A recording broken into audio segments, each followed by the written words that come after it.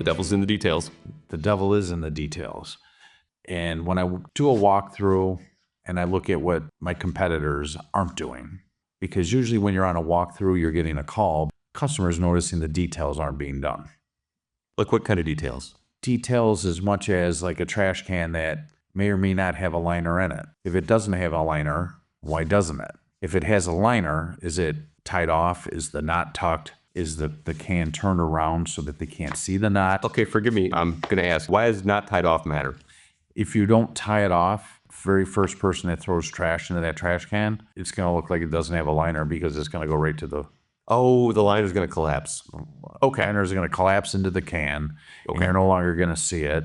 And then everything that somebody throws in afterwards, like that nice juicy cup with all the soda and ice, Or what's left over from my fish sandwich? or what's ends up on the inside of the can, and then the can's got to be wiped. I mean, I look underneath desks where the computer cords are and the electrical cords to see, are there dust bunnies, are there rubber bands, are there paper clips all up underneath, and joked about, tell you earlier, that anybody could vacuum the center of a piece of carpet, the walkway, but you know, you can walk into some places and you see the raised stripes down the edges because there's 2 inches of dust along the baseboards, or you open up the doors that are constantly open and you kind of like go to close them and you peer behind them and you find the cobwebs and the dust tumbleweeds. Oh, yeah. Not the bunnies, the tumbleweeds, because people aren't getting behind the doors. The customer sees all that. Yeah. It goes back to a time when I was an area manager for another company about 30 years ago. I had a client that said, you know, Joel, I really like you, and I really want to see you and your company succeed.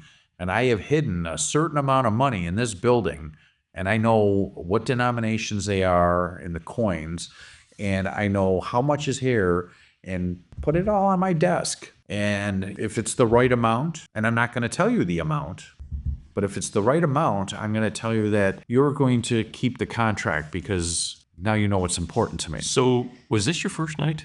No. I mean, on that job. No. So your customer left you an Easter egg hunt.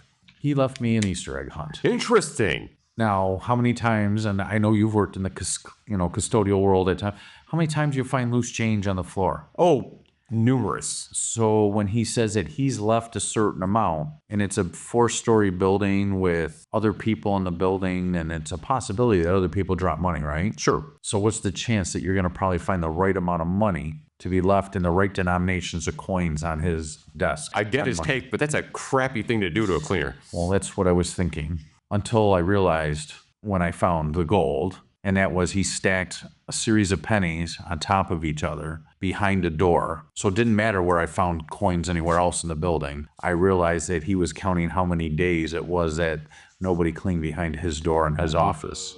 And of course, I started on the first floor and worked my way up, and it was in his office. Okay. Point taken. It's the details that make the difference to a client. Yeah. And he wanted to make sure that we were getting behind the doors, and we weren't. And when I saw the coins back there and the cobwebs and, you know, the various other things that were back there and the amount of dust and dirt that he, you know, was all around the coins, it drilled home to me as a young manager for another company how important details are to clients. Where most of us don't think it's important, our clients are paying for a level of service. Mm-hmm. And when they don't get it, but there was a relationship between him and myself that he wanted to see me succeed because he knew how hard I worked, and he made it clear. And guess what? Never happened again. Yeah. His behind his door always got cleaned. And not just his. Everyone's in the building got cleaned behind. But he made that point. It's fortunate you had someone who was willing to see something more in you.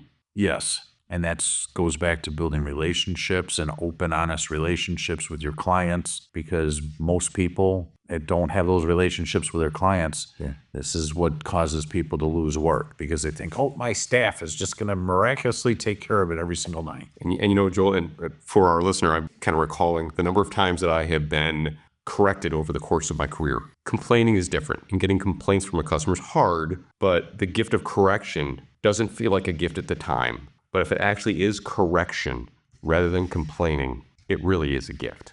Yes. Goes back to your training. Yes, it does. You know, I know a coach. Really? His name's Joel. Let me write that out for you. I Joel. appreciate that, Ray. Joel, thank you. You're welcome.